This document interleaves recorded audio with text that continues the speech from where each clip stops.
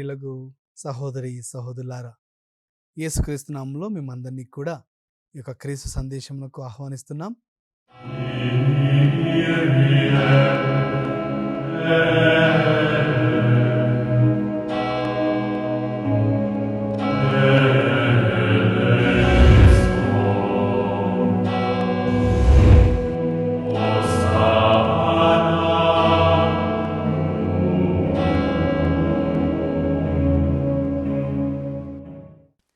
ఆరంభించుకునే ముందు చిన్న ప్రార్థన చేసుకుందాం. ఓ ప్రభువా, ఈ యొక్క క్రీస్తు సందేశం ద్వారా ఎంతోమంది వాక్యాన్ని ఆలకిస్తూ వాక్యంలో బలపడుతూ మీ యొక్క నూతనమైనటువంటి జీవితంలో పాల్గొంటూ ఉన్నారు. మీరు మాకు ఇచ్చిన పిలుపుని బట్టి మీకు వందనాలు. మరి ఈరోజు ఈ యొక్క వాక్యం వినడానికి మీరు ఎంతోమందికి పిలుపునిచ్చి ఉన్నారు. వారందరినీ కూడా దీవించండి. ఈ యొక్క వాక్యం వింటూ ఉండగా వారి యొక్క జీవితంలో ఆధ్యాత్మిక వరములతో నింపమని, వారి కుటుంబ సభ్యులందరినీ కూడా దీవించమని ఈ యొక్క మనవులాంటి మా నాథుడైన యేసుక్రీస్తు నామమున అడిగి వేడుకొంచున్నాం తండ్రి, amen. Praise the lord, praise the lord, hallelujah, hallelujah. ప్రియ సహోదరి సహోదరులారా, ఈ యొక్క క్రీస్తు సందేశంలో ఈ వారం మనం ధ్యానించుకునేటువంటి అంశం క్రీస్తు సంఘం 2వ భాగం. మొన్నటి వారం క్రీస్తు సంఘం గురించి మనం ఏ విధంగా ఎన్నుకొనబడి ఉన్నాం, మరి పేతురును ఎన్నుకోవడానికి కారణం ఏమిటి, మరి ఎన్నుకొనబడిన మనము ఏ విధంగా జీవించాలి అనే అంశములను ధ్యానించుకొని ఉన్నాం. మరి ఈరోజు క్రీస్తు దేనిని గూర్చి మనల్ని ఎన్నుకొని ఉన్నాడు? మన యొక్క ప్రత్యేకతను చూసా, మన యొక్క సామర్థ్యతను చూసా, లేకపోతే మనకున్నటువంటి బలమును చూసా అనే ఆలోచనలు మనకు వస్తూ ఉంటాయి. దేవుడు నన్నే ఎందుకు ఎన్నుకోవాలి అనే ఆలోచనలు కూడా వస్తూ ఉంటాయి. ప్రియ సహోదరి సహోదరులారా, నా యొక్క సొంత అనుభవాన్ని మీతో ఒకసారి పంచుకోవాలనుకుంటున్నాను. నేను ఫిలాసఫీ చదివేటటువంటి సమయంలో నాకు అనుకోని విధంగా నేను ఎందుకు ఈ జీవితానికి వచ్చాను, ఈ జీవితం నాకు అవసరమా, నేను అనవసరంగా వచ్చానా అనేటువంటి ఎన్నో ఆలోచనలు నా యొక్క మనసుకు చాలా చాలా ఇబ్బందికరంగా ఏర్పడ్డాయి. అయినప్పటికీ నాకున్నటువంటి ఒక తలంపు ఏమిటంటే, ఎంతోమంది యువకులు బయట ఉండగా దేవుడు నన్నే ఎందుకు ఎన్నుకోవాలి, అసలు దేవుడు ఎన్నుకున్నాడా, లేదా నేను భ్రమపడి ఈ జీవితానికి వచ్చానా, అసలు నేను గురువు ఎందుకు ఇవ్వాలి అనే ఆలోచనలు నన్ను చాలా ఎంతగానో ఇబ్బంది పెట్టాయి. ఆ యొక్క సంవత్సరం మాత్రం ప్రత్యేకంగా ఆ యొక్క సమయంలో. ఆ తర్వాత నాకు అలాంటి ఆలోచనలు ఎప్పటికీ కూడా రాలేదు. అయినప్పటికీ ఈ యొక్క ఆలోచన మనందరికీ కూడా, క్రైస్తవులైన మనందరికీ కూడా వస్తే, ఒకవేళ నాలో దేవుడు ఏమి చూసి ఎన్నుకున్నాడు అనేటువంటి తలంపులు రావచ్చు. మరికొంతమంది అంటూ ఉంటారు, నేను క్రీస్తు యొక్క పిలుపుకు అనర్హుడను, కానీ దేవుడు నాకు పిలుపునిచ్చాడు ఫాదర్, మరి ఈ యొక్క జీవితం జీవించడానికి నాకు చాలా సంతోషం అని వ్యక్తపరుస్తూ ఉంటారు. మరి ప్రియ సహోదరి సహోదరులారా, ఒకసారి మనం అందరం కూడా వాక్యం చదువుకున్నట్లయితే, పునీత పౌలు గారు తిమోతికి రాసిన 2వ లేఖ 1వ అధ్యాయము 9వ వచనాన్ని ఒకసారి మనం పరిశీలించుకుందాం. మనము చేసిన కార్యము వలన గాక అనుగ్రహపూర్వకమగు తన సొంత ఉద్దేశం తోడనే ఆయన మనల్ని రక్షించి పరిశుద్ధమైన పిలుపుతో మనల్ని పిలిచెను. అనాది కాలముననే క్రీస్తు యేసునందు దేవుడు ఈ యొక్క అనుగ్రహమును మనకు ప్రసాదించెను. ఈ యొక్క వాక్యం విన్నప్పుడు మనకు ఒక విధంగా సంతోషం ఏర్పడుతుంది, అది కొద్దిగా బాధ కూడా అనిపిస్తుంది. ఎందుకంటే మనం అనుకుంటుంటాం సాధారణంగా మనం చేసిన కార్యముల వలన, కొంతమంది అంటుంటారు మా పూర్వీకులు చేసిన మంచి ఫలితం వలన, పుణ్యం వలన నాకు ఈ యొక్క అనుగ్రహం లభించింది. ప్రియ సహోదరి సహోదరులారా, గుర్తుపెట్టుకోవాలి, అనాది కాలముననే దేవుడు నిన్ను పవిత్రపరిచి ఎన్నుకుంటున్నాడు. క్రీస్తు సంఘంలో నువ్వు ఈరోజు సభ్యుడు అంటే, నువ్వు ఒక క్రీస్తును నమ్ముకున్నటువంటి ఒక వ్యక్తి అంటే, క్రీస్తును అనుసరిస్తున్నటువంటి ఒక వ్యక్తి అయితే, అది కేవలం నీ యొక్క మాటల వలన, నీ యొక్క క్రియల వలన మాత్రమే కాదు, దేవుడిచ్చినటువంటి అనుగ్రహపూర్వకమైనటువంటి స్థితి. ఆ యొక్క అనుగ్రహముతో దేవుడు నీకు పిలుపునిచ్చాడు, దేవుడు నిన్ను ఆహ్వానించాడు. కావున మొట్టమొదటిగా ఈరోజు మన క్రీస్తు సంఘం 2వ భాగంలో ధ్యానిస్తుండగా మొట్టమొదటిగా దేవుని కృతజ్ఞత కలిగి ఉండాలి. అదేమిటంటే, ప్రభువా నాకు ఈ పిలుపు ఇచ్చినందుకు నీకు వందనాలు, కృతజ్ఞతలు. ఇలాంటి కృతజ్ఞతా భావంతో మీరు జీవించినట్లయితే మీ పిల్లలు కూడా ఆ యొక్క కృతజ్ఞతా భావాన్ని కలిగి ఉంటారు. ఇది నువ్వు సొంతంగా చేసుకున్నది, లేకపోతే నువ్వు ఏదో డబ్బులిచ్చి చేరినటువంటి ఉద్యోగం కాదు, లంచమిచ్చి నువ్వు వచ్చినటువంటి పరిస్థితి కాదు. ఇది దేవుడు ఉచితముగా నీకు నాకు ఒసగినటువంటి పిలుపు. కేవలం ఉచితమైనది కాదు, పవిత్రమైనది కూడా అని నేను ఈరోజు గ్రహించాలి. అంతేకాదు ప్రియ సహోదరి సహోదరులారా, పునీత పౌలు గారు కొరింథీయులకు రాసిన మొదటి లేఖ 1వ అధ్యాయము 9వ వచనాన్ని మనందరం కూడా చదువుకుంటే, తన కుమారుడును మన ప్రభువగు యేసు క్రీస్తుతో సహవాసమునకు మిమ్ము పిలిచిన ఆ దేవుడు విశ్వసనీయుడు. ఇంతవరకు మనం తెలుసుకున్నాం, మన క్రియల వలన మాటల వలనగా కాదు, దేవుడు అనుగ్రహపూర్వకంగా తను మనకు ఒసిగింది అని గ్రహించాం. కానీ ఈ యొక్క పిలుపు దేవుడు ఎందుకు ఇస్తున్నాడు? నీకెందుకు ఇచ్చాడు? నాకెందుకు ఇచ్చాడు? నువ్వు నేను క్రైస్తవుడుగా ఎందుకు మారాం అంటే, కేవలం పిలిపిచ్చాడని సంతోషంతో మనం ముందుకు వెళ్ళడం కాదు, క్రీస్తుతో సహవాసము చేయాలి, అనగా క్రీస్తుతో కలిసి జీవించాలి, క్రీస్తుతో ఐక్యమై జీవించాలి. అందుకనే వాక్యం చెప్తుంది, తన కుమారుడును మన ప్రభువును అగు యేసు క్రీస్తుతో సహవాసమునకు మిమ్ము పిలిచిన దేవుడు, ఆ దేవుడు విశ్వసనీయుడు. అనగా ఈ యొక్క పిలుపు వెనకల ఉన్నటువంటి రహస్యమైన బాధ్యత ఏమిటంటే, క్రీస్తుతో సహవాసము, క్రీస్తుతో ఉండటము, క్రీస్తుతో జీవించడము. శిష్యులు సైతం అదే నేర్చుకున్నారు. 3 సంవత్సరాలు క్రీస్తుతో జీవించిన తర్వాత, క్రీస్తు పునరుత్థానమైన తర్వాత వాళ్ళు గుర్తించిన విషయం ఏమిటంటే, యేసుక్రీస్తు జీవించిన విధముగా మేము కూడా ఈ లోకంలో భయపడకుండా జీవించాలి, ఉన్నతమైన జీవితం జీవించాలి, క్రీస్తును పోలి జీవించాలి. కావున మనము కూడా ఇప్పుడు క్రీస్తును పోలి జీవించడానికి మనం ప్రయత్నం చేయాలి. ఇతను పోలి మనము ఎన్నో సందర్భాల్లో ఆలోచిస్తుంటాం, నేను గాంధీలాగా జీవించాలి, అంబేద్కర్ లాగా జీవించాలి, లేదా పలానా వ్యక్తిలాగా జీవించాలని వారి నుంచి మనము ప్రేరేపణ అలవరుచుకుంటూ ఉంటాం. మన జీవితంలో వారి యొక్క అలవాట్లు కూడా మనము నేర్చుకుంటూ ఉంటాం. కానీ ఇక్కడ ఈ లోక వ్యక్తులు నీకు ప్రేరేపణ కలిగిస్తే, నిన్ను ఎన్నుకున్న దేవుడు నీకు ప్రేరేపణ కలిగించడా?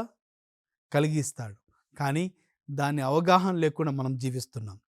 కావున క్రీస్తు మనల్ని పిలిచాడు, కావున మనల్ని ఏర్పాటు చేసుకున్నాడు, కావున ఆ యొక్క అర్హతకు తగిన విధంగా జీవించాలని, అంతేకాకుండా ఆ యొక్క అర్హతతో పాటు క్రీస్తును పోలి జీవించాలని ఈరోజు నీకు నాకు వాక్యం నేర్పిస్తుంది. మరి క్రీస్తు సంఘంలో ఉన్న మనమందరము కూడా క్రీస్తును పోలి జీవించడానికి ప్రయత్నం చేయాలి. ధనికులమైన, పేదలమైన, ఉన్నత స్థాయిలో ఉన్న, తక్కువ స్థాయిలో ఉన్న, నువ్వు ఎలాంటి పరిస్థితుల్లో ఉన్నా, ఏ ప్రదేశంలో ఉన్నా, క్రీస్తు చేత పిలువబడిన ప్రతి ఒక్కరూ కూడా ఆ యొక్క పిలుపు ఏమిటంటే పవిత్రమైన జీవితమును, క్రీస్తును పోలిన జీవితమును. ఒకసారి వాక్యం చదువుకుంటే మనకు అర్థమవుతుంది, మనల్ని ఏ విధంగా పిలిచాడో, ఏ విధంగా ఉండడానికి పిలిచాడో. పునీత పౌలు గారు కొరింథీయులకు రాసిన 2వ లేఖ 5వ అధ్యాయము 18, 19 మరి 20 వచనాలు ఒకసారి మనం పరిశీలించుకుందాం. ఇది అంతయు దేవుని వలన జరిగినది, ఆయన క్రీస్తు ద్వారా మనల్ని తనతో సఖ్యపరుచుకొని ఇతరులను కూడా ఆయనతో సఖ్యపరచు ప్రేషిత కార్యమును మాపై పెట్టెను. కనుక దేవుడు క్రీస్తు ద్వారా మనుషులందరినీ తనతో సఖ్యపరుచుకొనుచున్నాడు అనున్నదే మా సందేశం. ప్రియ సహోదరి సహోదరులారా, ఈ యొక్క వాక్యాన్ని మనం చాలా చక్కగా గమనించుకున్నట్లయితే, క్రీస్తుతో జీవించడానికి దేవుడు మనకు పిలుపునిచ్చాడు. క్రీస్తు సంఘంలో మనమందరము ఉండగా ఆ యొక్క సంఘంలో ఉన్న వాళ్ళందరూ కూడా చేయవలసిన బాధ్యత ఏమిటంటే క్రీస్తుతో సఖ్యపడడం, లేకపోతే క్రీస్తులో జీవించడం. ఎంత చక్కని వాక్యాలండి అది. మీరు చదువుకోండి ఇంటికాడ సమయం ఉన్న వాళ్ళు. పౌలు గారు కొరింథీయులకు రాసిన 2వ లేఖ 5వ అధ్యాయము 18, 19 వచనాలు. ఇదంతయు దేవుని వలన జరిగింది, ఆయన క్రీస్తు ద్వారా, అనగా దేవుడు క్రీస్తు ద్వారా మనల్ని తనతో సఖ్యపరుచుకుంటున్నాడు. క్రీస్తు ద్వారా సఖ్యపరుచుకుంటున్నాడు. అదేవిధంగా ఇతరులను కూడా ఆయనతో సఖ్యపరుచుకుని ప్రేషిత కార్యమును మాపై పెట్టెను. కనుక దేవుడు క్రీస్తు ద్వారా మనుషులందరినీ తనతో సఖ్యపరుచుకున్నాడనేది మన యొక్క సందేశం. ఈ యొక్క చాలా చక్కటి వాక్యం అండి. క్రీస్తు ద్వారా సఖ్యపరుచుకుంటున్నాడు, క్రీస్తులో సఖ్యపరుచుకుంటున్నాడు, క్రీస్తునందు ప్రేషిత కార్యమును మనకు ఇస్తూ ఉన్నాడు. శిష్యుల్ని ఏ విధంగా అయితే ఎన్నుకొని తనతో ఉంచుకొని వాళ్ళకి నేర్పించి తిరిగి ప్రపంచానికి పంపించాడో అదేవిధంగా మన దేవుడు ఎన్నుకున్నాడు, తనతో సఖ్యపడి జీవించమని నేర్పిస్తున్నాడు. తద్వారా మనకు ప్రేషిత కార్యమును కూడా ఇస్తున్నాడు. అనగా ఆ యొక్క మిషనరీ వర్క్, ఆ యొక్క బాధ్యత అదేమిటంటే వెళ్ళి నువ్వు క్రీస్తుతో సఖ్యపడినటువంటి ఆ యొక్క తీరు, ఆ యొక్క విధానాన్ని ప్రపంచ ప్రజలకు తెలియజేయాలి. అది దేవుని యొక్క ఎన్నిక అని నేను గ్రహించాలి ప్రియ సహోదరి సహోదరులారా. కనుక మనము క్రీస్తుతో ఉండడం, క్రీస్తులో ఐక్యత కలిగి ఉండడం, తద్వారా మనము ప్రపంచానికి క్రీస్తు గురించి ప్రకటించడం, ఇవే క్రీస్తు సంఘమునకు ఉండవలసినటువంటి అర్హతలు ప్రియ సహోదరి సహోదరులారా. కానీ క్రీస్తు సంఘంలో ఉన్నటువంటి మనకు ఐక్యత ఉందా? క్రీస్తు సంఘంలో ఉన్నటువంటి మనకు ఇంకా విభజనలు ఉన్నాయా?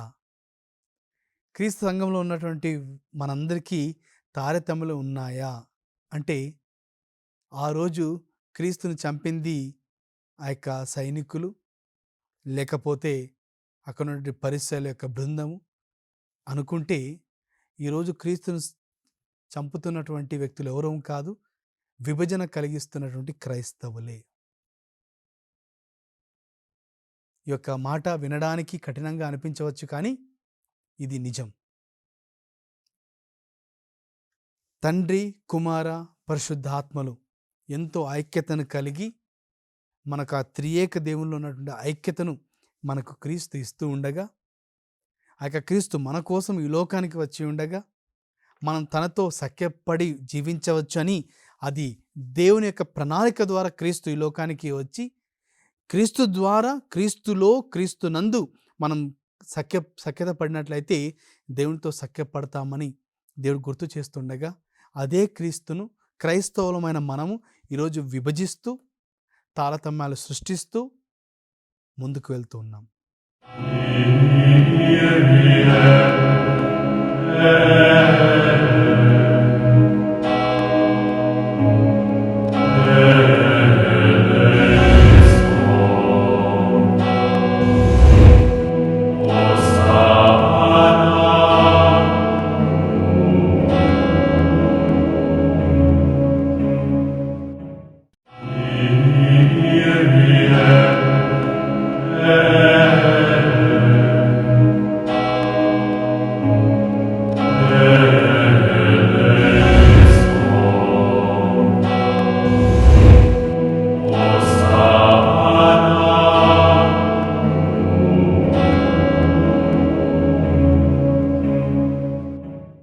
దేవుని ప్రేషిత కార్యము చేయకపోయినా దేవుడు ఏమనకపోవచ్చేమో, కానీ ఆ యొక్క ప్రేషిత కార్యమును చేయకుండా క్రీస్తులోనే విభజన కలిగిస్తూ క్రీస్తునే మనం హతమారుస్తున్నట్లయితే ప్రియ సహోదరి సహోదరులారా, దయచేసి గమనించండి, ధ్యానించండి.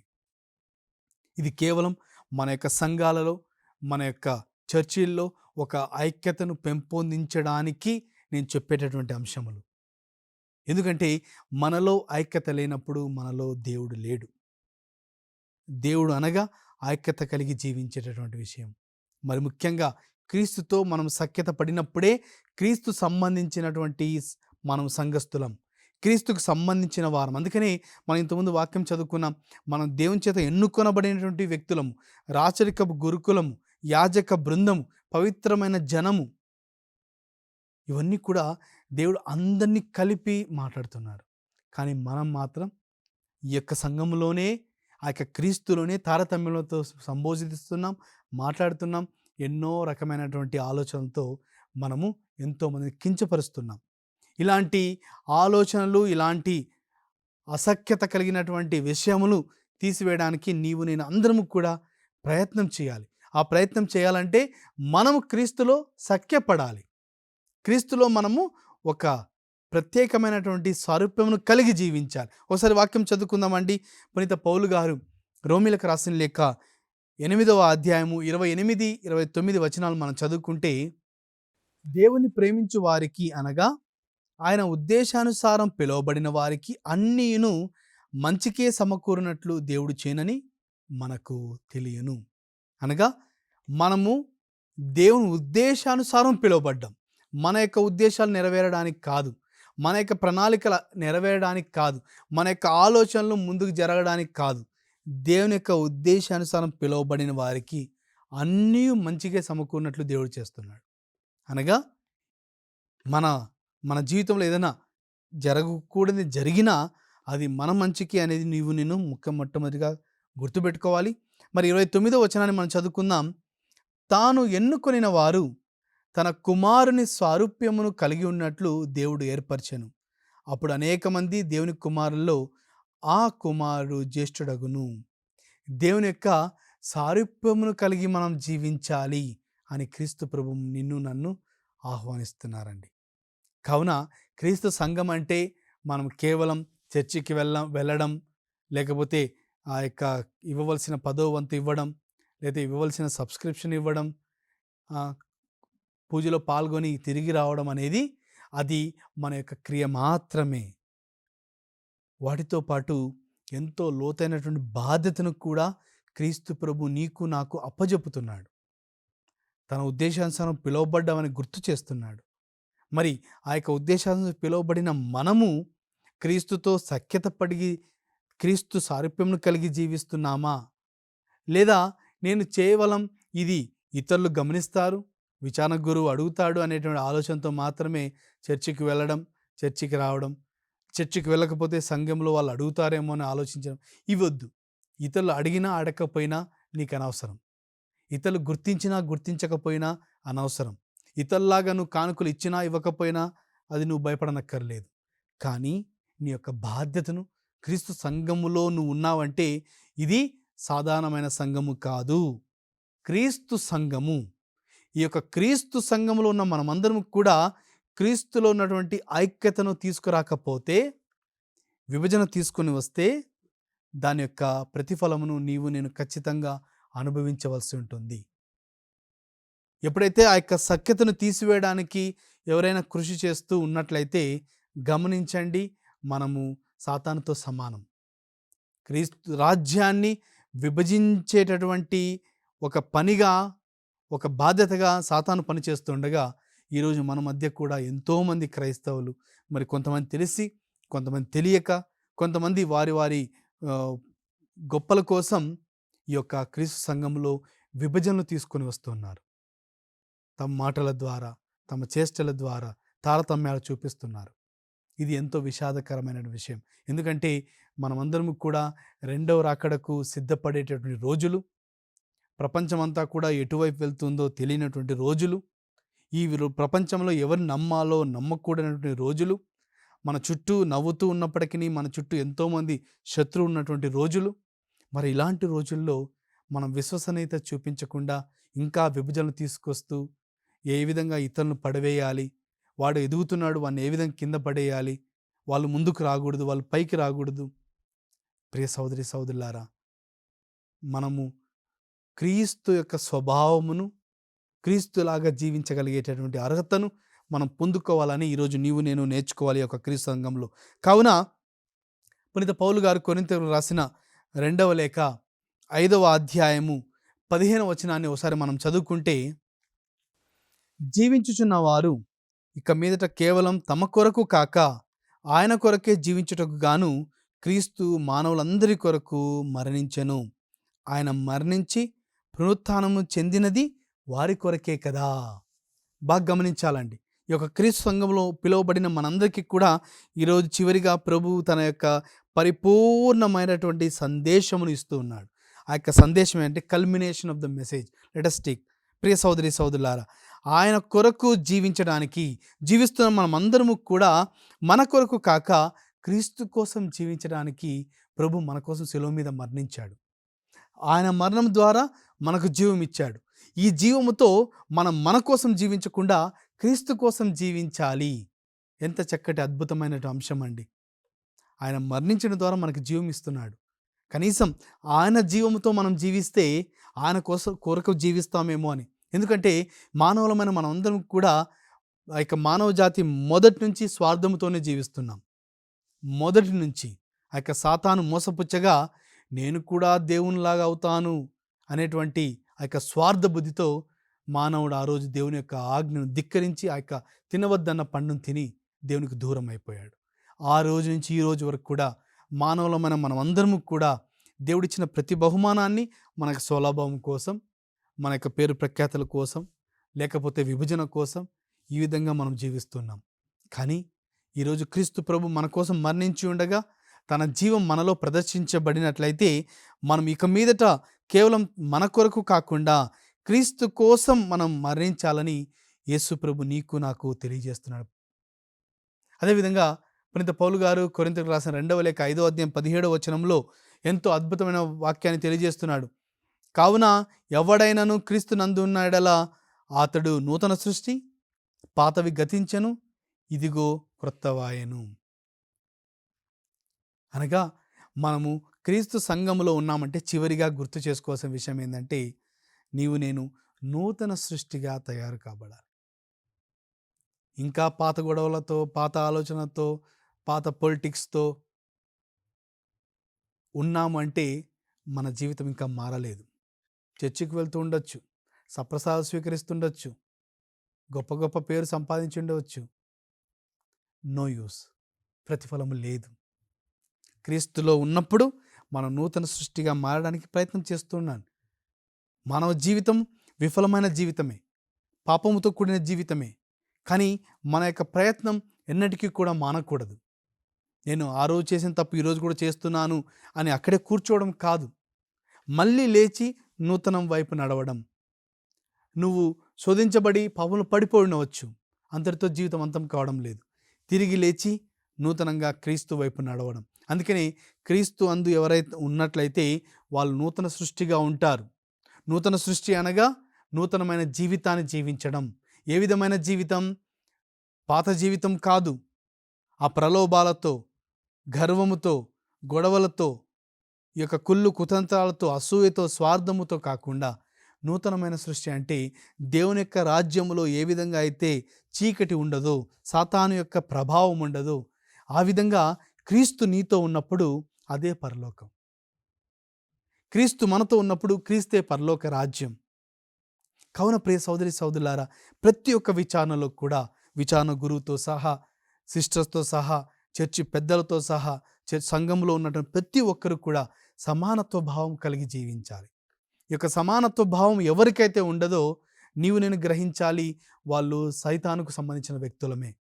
అది నేనైనా కావచ్చు, అది నువ్వైనా కావచ్చు. ఒక సందర్భంలో మనం సైతానుకు సంబంధించిన వ్యక్తులుగా ఉండొచ్చు, మరికొన్ని సందర్భాల్లో దేవునికి సంబంధించిన వ్యక్తులుగా కూడా ఉండవచ్చు. అయినప్పటికీ ప్రతినిత్యం కూడా దేవునికి సంబంధించిన వ్యక్తులుగా జీవించడానికి నీవు నేను ప్రయత్నం చేసినట్లయితే ఎంత సంతోషకరమైన విషయం. ఒక కుటుంబంలో తల్లిదండ్రులు ఏ విధంగా అయితే తమ కుమారులను కుమార్తెలను సమానత్వ భావంతో చూస్తారో, అదేవిధంగా మనకు సంఘంలో ఉన్నటువంటి సంఘ పెద్దలు, విచారణకులు, మనం అందరము కూడా సంఘంలో ఉన్నటువంటి వారికి ఉద్యోగాలు లేకపోయినా, చదువు సంధ్యలు లేకపోయినా, కూలీ పని చేసుకునే వాళ్ళైనా, ధనికులైనా, పేదవాళ్ళైనా అందరినీ సమానత్వ భావంతో పరిగణిద్దాం.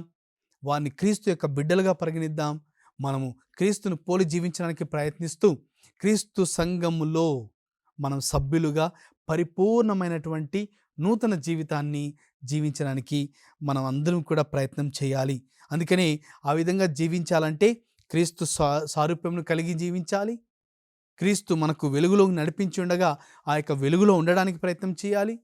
ఆ యొక్క వెలుగు ఎప్పుడైతే ఉంటుందో అప్పుడు మనలో ఆ యొక్క పవిత్రత ఉంటుందని, మరి చివరిగా క్రీస్తు ద్వారా, క్రీస్తుతో, క్రీస్తునందు మన యొక్క జీవితాన్ని జీవించినప్పుడే క్రీస్తు సంఘంలో భాగస్థులు మనం గొప్పగా చెప్పుకోవాలి. కేవలం సర్టిఫికేట్లో ఉంది, నేను ఆ సంఘానికి వెళ్తున్న గత 10 సంవత్సరాలుగా, దానికే నేను ఆ క్రీస్తు సంఘం అని చెప్పుకోవడం కాదు. క్రీస్తు సంఘం అనగా క్రీస్తు విలువలతో జీవించేది. ఒక బిల్డింగ్ కాదు, ఒక చర్చ్ కాదు, ఒక 10 మంది కూడిక కాదు. క్రీస్తు సంఘం అనగా క్రీస్తు విలువలతో కూడినటువంటి ఒక నూతనమైన జీవితం. ఆ యొక్క జీవితాన్ని జీవించడానికి నీవు ప్రయత్నం చేద్దాం, నేను ప్రయత్నం చేస్తా. మనమంతా కలిసి క్రీస్తు సంఘమును బలమైన సంఘముగా, మరి ఆ సంఘములో ఉన్న విలువను మనం పొందుకొని ప్రపంచానికి తెలియజేయడానికి ప్రేషిత కార్యమును దేవుడు నీకు నాకు అప్పచెప్పాడని గుర్తిద్దాం. ఆ యొక్క కార్యక్రమమును ఎంతో సఫలీకృతంగా చేయడానికి ప్రయత్నం చేద్దాం. మరి ప్రియ సహోదరి సహోదరులారా, చివరిగా చిన్న ప్రార్థన చేసుకుందాం. ఓ ప్రభువా, మీ యొక్క సంఘములో సభ్యులుగా జీవించడానికి ఎన్నో సందర్భాల్లో మాకు అర్హత లేదు, కానీ మీరు మీ యొక్క పవిత్రమైన పిలుపు ద్వారా, మీరు ఎన్నుకోవడం ద్వారా మాకు ఆ పిలుపునిచ్చారు. మరి మీరు మమ్మల్ని అందరినీ కూడా ఎన్నుకొని ఉండగా ఈ యొక్క క్రీస్తు సంఘములో పవిత్రమైన విలువలను మేము అలవర్చుకోవడానికి మాకు సహాయం చేయండి. ప్రభువా, విభజన తెస్తున్నటువంటి సందర్భాల్లో మాకు శక్తిని, బలము ద్వారా ఆ యొక్క విభజన తీసివేసేటటువంటి కృపను కూడా మాకు అందజేయండి. కలిసి ఐక్యతతో జీవించడానికి, మీతో సఖ్యపడి మీ యొక్క బిడ్డలుగా జీవించే కృపను మా అందరికీ దయచేయమని, వాక్యం ఆలకించిన ప్రతి ఒక్క బిడ్డను కూడా వారి యొక్క కుటుంబాల్లో తల్లిదండ్రుల మధ్య, పిల్లల మధ్య ఐక్యతను దయచేసి వాళ్ళందరూ కూడా మీ యొక్క విలువలతో ప్రతి కుటుంబము కూడా ఒక నూతనమైన సృష్టిలాగా జీవించే కృపను దయచేయమని ప్రార్థిస్తున్నాం. ఈ యొక్క మనలాంటి మా నాథుడైన యేసుక్రీస్తు నామమున అడిగి వేడుకొంచున్నాం తండ్రి, ఆమెన్. మరి ప్రియ సహోదరి సహోదరులారా, వచ్చే వారం ఇదే సమయానికి వేరొక అంశం ద్వారా దేవుని యొక్క వాక్కును ధ్యానించుకుందాం. మీరందరూ కూడా నా కోసం ప్రార్థన చేయవలసిందిగా కోరుతున్నాం. మరి దేవుడు మిమ్మల్ని అందరినీ దీవించాలని మేము మీకోసం ప్రార్థన చేస్తున్నాం. May God bless all of you.